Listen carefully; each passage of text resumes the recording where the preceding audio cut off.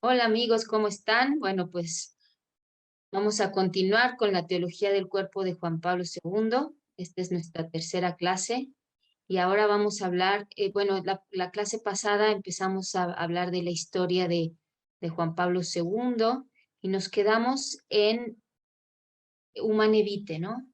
Hablábamos de que el Papa Pablo VI eh, conocía el pensamiento del cardenal Karol Wojtyla con respecto a toda la moral conyugal, conocía todo su trabajo, su experiencia pastoral, eh, el libro que había escrito sobre moral conyugal precisamente, que es Amor y Responsabilidad, y le pide que forme parte de esta comisión pontificia sobre la anticoncepción, y entonces empieza a trabajar, ¿no?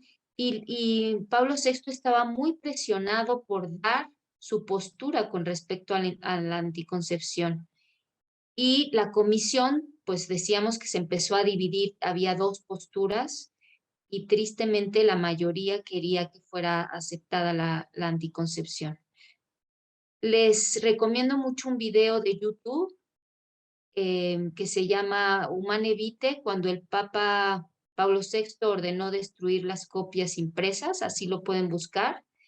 La primera versión de la encíclica Humane Vitae planteó un complicado problema de comunicación que provocó que Pablo VI diera marcha atrás. Por eso destruyó las copias imprimidas en latín antes de que salieran a la luz. La Humane Vitae fue resultado de años de estudio, investigaciones y consultas realizadas por el Papa. Por ejemplo, el entonces arzobispo de Cracovia, Karol Wojtyla, decidió entrar a fondo en el debate porque intuía que el éxito de la Humane Vitae dependía en gran medida de su redacción.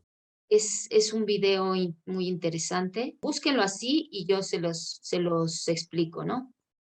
Entonces, bueno, en las comisiones de las que hablamos para la anticoncepción hubo problemas de comunicación, ¿no? Pablo VI eh, mandó traducir las copias de esta comisión y los traductores dijeron que no se podía traducir el texto en latín. Entonces, de ahí Pablo VI decidió destruir las copias y hizo cambios en la encíclica. Y Humane Vitae había sido el resultado de años de consultas, de estudio. eh, eh, Tenemos que tomar en cuenta que estaba toda la revolución sexual en su apogeo y el reto era dar los argumentos adecuados, imagínense, ante todo este boom, ¿no? Que presionaba a la iglesia para decir sí a la anticoncepción. Entonces, el cardenal Karol Wojtyla entra en debate porque tenía muchos estudios sobre el tema y que quería dar argumentos mucho más sólidos. No estaba de acuerdo con los argumentos que estaba dando la comisión, que eran muy superficiales, ¿no? La comisión que estaba en contra de los anticonceptivos, porque él quería dar una antropología adecuada de la relación del hombre y de la mujer y del amor humano, ¿no? Él había realizado todos estos estudios. Entonces manda a Pablo VI un texto muy significativo en el que rechaza totalmente, obviamente, la anticoncepción, pero da puntos de crítica a la comisión que estaba en contra también de los anticonceptivos, porque era unos argumentos muy reduccionistas, ¿no?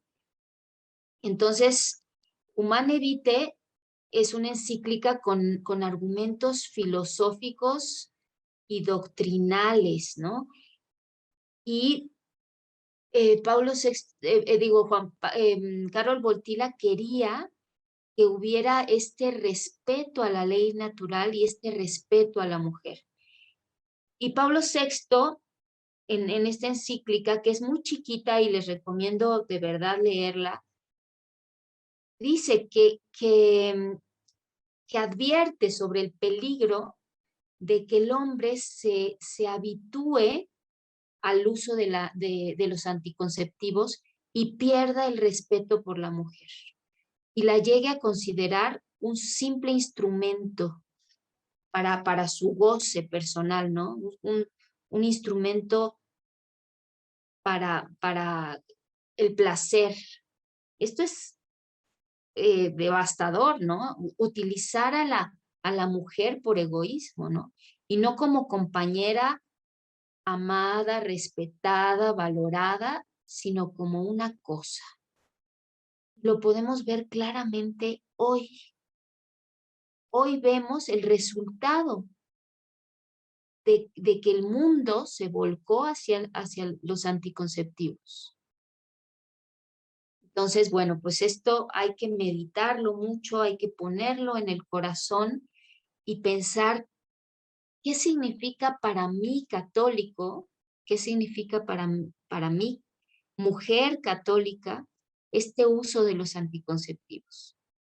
Porque en el cuerpo de la mujer están los signos de esa fertilidad que nos ayuda a reconocerla y que ambos, marido y mujer, pueden abrirse a esa vida, pueden, de acuerdo a esa conciencia, de acuerdo a valorar el momento, pues tal vez de una enfermedad, de una crisis económica, espaciar los embarazos, pero siempre teniendo esta apertura a la vida.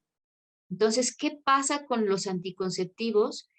Que la mujer está disponible para el hombre y el hombre no se entera de esos ciclos maravillosos que hablan de espera, de abstinencia, de aprender a conquistar de distinta manera a la mujer. No sé, yo pienso, eh, tal vez a veces los hombres, pues su manera de manifestar el amor, pues sí es en el encuentro sexual, ¿no? Pero cuando estos ciclos de la mujer se respetan, el hombre va aprendiendo a conquistar de diferentes maneras. Entonces, el amor empieza a ser más creativo y entonces el hombre, pues recordemos cuando éramos novios, ¿no? Y novias. O sea, el hombre estaba en esa conquista y llegaba con un ramo de flores, invitaba a cenar, o sea, había muchas formas de manifestar el amor. Entonces, la anticoncepción rompe todo esto y no, y hace que perdamos la conciencia de qué significa esa entrega de los esposos. Bueno, este tema ya lo veremos más adelante en el módulos, en el ciclo quinto del matrimonio cristiano, pero bueno, pues quería, y en el sexto, obviamente, que es Humane Vitae específicamente, pero bueno, pues sí quería hablar un poquito de Humane Vitae, ¿no? Pero es para que se emocionen y continúen, perseveren en el curso.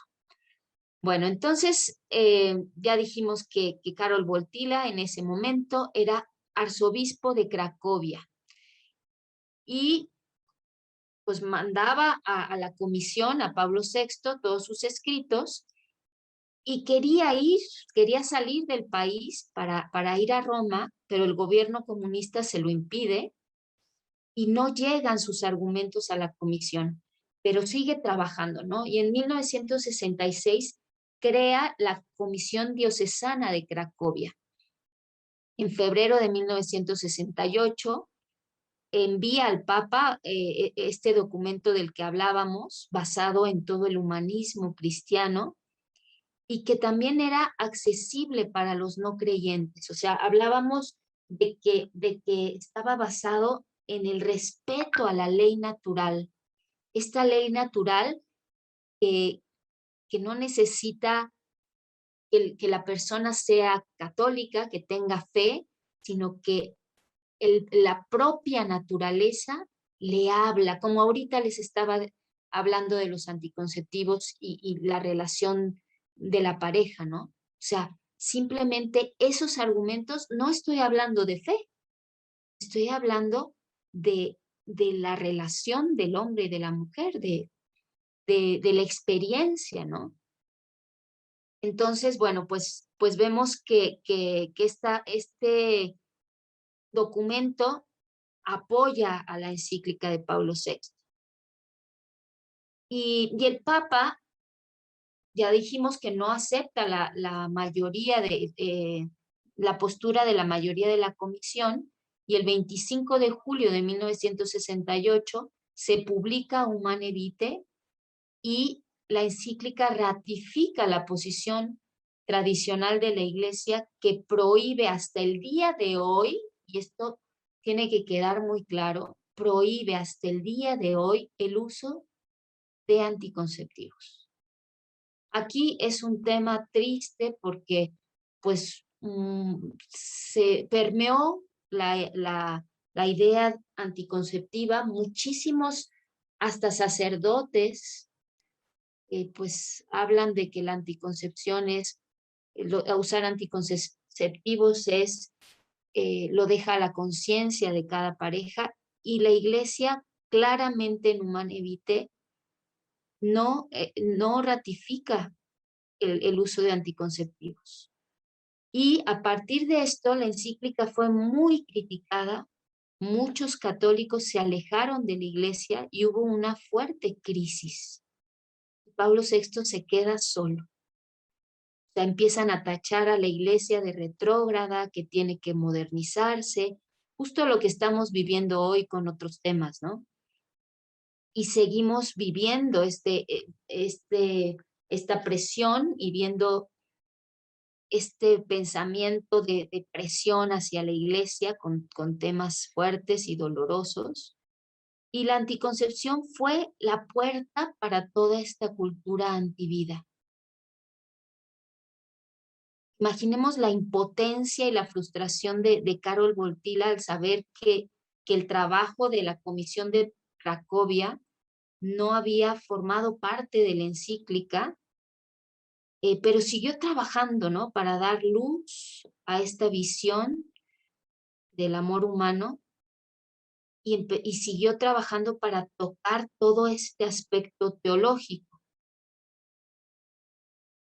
En agosto de 1978 muere Pablo VI y proclaman papa a Juan Pablo I, que fallece a los 33 días de ser elegido, y el 16 de octubre es electo el Papa Juan Pablo II. Entonces, vean qué linda foto de Juan Pablo II. Y bueno, pues imagínense que él tenía todos estos escritos, todos estos documentos, toda esta visión del amor humano en un libro, ¿no? Pero ya no lo podía publicar. O sea, este libro tenía el título de Teología del Cuerpo. ¿Y qué es lo que hace el Papa? Pues decide explicarlo a modo de catequesis en las audiencias generales de los miércoles, que duraban más o menos, bueno, siguen durando más o menos 20 minutos, y así se extendió por 4 años, dando en cada audiencia una catequesis. Estas catequesis son del 5 de septiembre de 1979 hasta el 28 de noviembre de 1984. Si ustedes entran a la página del Vaticano y ponen Teología del Cuerpo, les van a salir todas estas catequesis y pueden empezarlas a leer poco a poco. Claro, tienen un lenguaje teológico, filosófico, son muy profundas, pero pues es una riqueza preciosa, y uno se va adecuando al lenguaje y va entendiendo cada vez más este tipo de lenguaje teológico, ¿no? Entonces, estas audiencias solo se interrumpieron por el atentado al Papa y por el Año Santo de la Redención en 1983, y así comienza la Teología del Cuerpo de Juan Pablo II. Entonces, les recomiendo que busquen en la página del Vaticano para empezar a leerlo, y también lo pueden adquirir impreso en el Instituto Juan Pablo II. Tienen tres volúmenes de la Teología del Cuerpo, y hay también en otras librerías, en la librería San Pablo y eso, pero son más caros. Entonces, pues les recomiendo que lo compren en el instituto, ¿no? Bueno, la teología del cuerpo se convirtió en el gran proyecto del pontificado de Juan Pablo II. Y bueno, pues todas estas catequesis se volvieron una colección de 129 catequesis con una reflexión muy profunda basada en las escrituras sobre el significado teológico de nuestro cuerpo, sobre el ser hombre y el ser mujer, sobre el amor humano, sobre la redención del cuerpo. Y el Papa renueva la mirada del hombre y de la mujer, de su sexualidad. Nos hace ver cómo nos ve Dios, creados a imagen y semejanza. Y nos da la teología del cuerpo justo en este tiempo en el que la persona está viviendo una gran crisis de identidad. No reconocemos quiénes somos, hay una crisis antropológica muy profunda, ¿no? Y todas estas ideas, todas estas ideologías que nos están proponiendo y que van imponiendo que ser mujer o ser hombre ya no nos define, que nuestra biología ya no nos define, sino que podemos elegir, que podemos reinventarnos de acuerdo a lo que sentimos.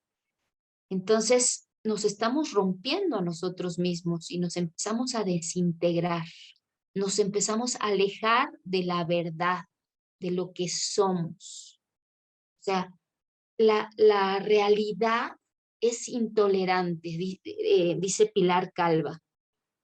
O sea, yo no puedo medir más de unos 52 que mido.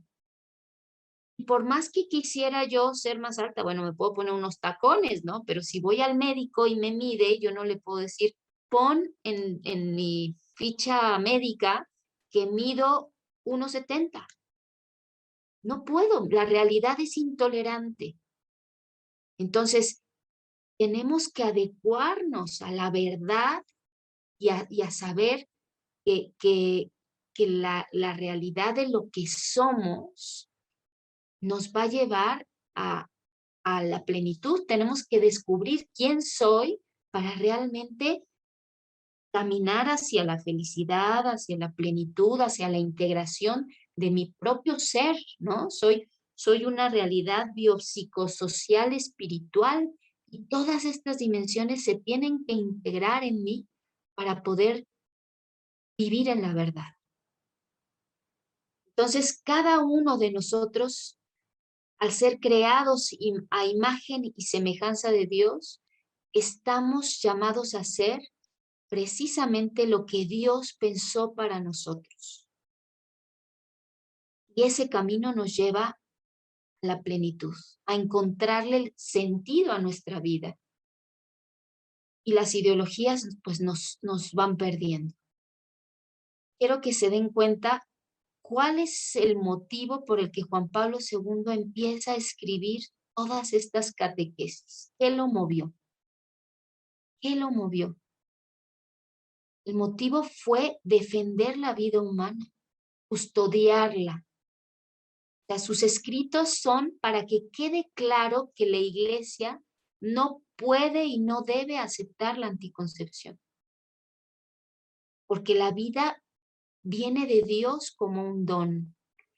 Y porque la anticoncepción pone freno a Dios para crear, imagínense. O sea, le decimos a Dios, en mí no puedes crear un alma.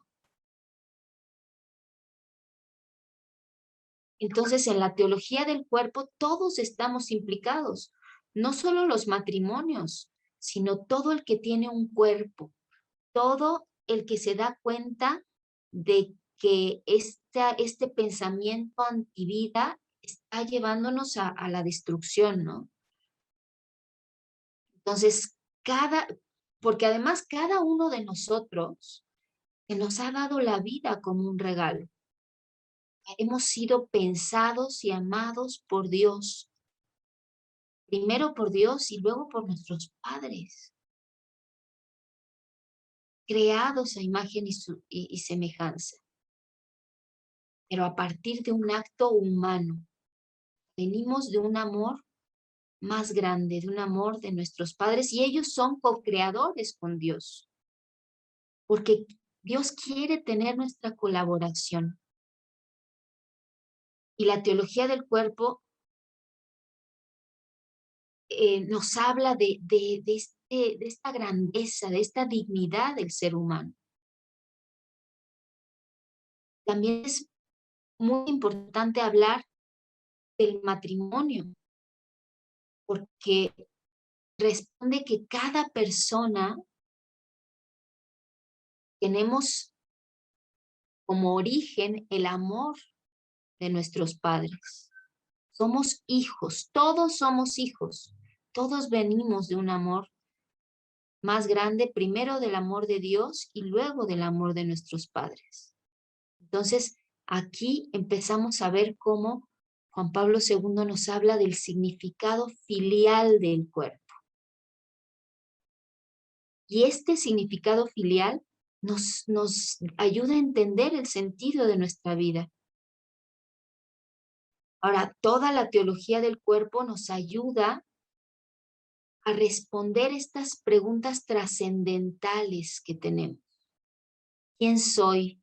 ¿Para qué he sido creado? ¿Cuál es mi vocación? ¿Por qué tengo un cuerpo? ¿Por qué tengo esta sexualidad? ¿Por qué nos hizo hombre y mujer? ¿Cuál es mi origen? ¿De dónde vengo? ¿Cuál es mi fin último? ¿Hacia dónde voy? Todas estas preguntas, si no te las has hecho, empieza a reflexionar sobre ellas. Y bueno, vemos en esta foto preciosa, ¿no? Juan Pablo II fue un amante del amor humano, de la vida humana, y nos da las bases para defenderla en un tiempo que está siendo tan atacada, destruyendo su dignidad y su carácter sagrado. Somos un templo. Cada niño que viene al mundo es un templo, algo sagrado, alguien querido por Dios. Entonces no tenemos derecho de decirle a Dios cuándo, cómo y dónde puede crear un alma. Pues hasta aquí nos quedamos. Les agradezco muchísimo y que Dios los bendiga. Nos vemos el próximo jueves y acabamos con una oración. En el nombre del Padre, del Hijo, del Espíritu Santo. Amén.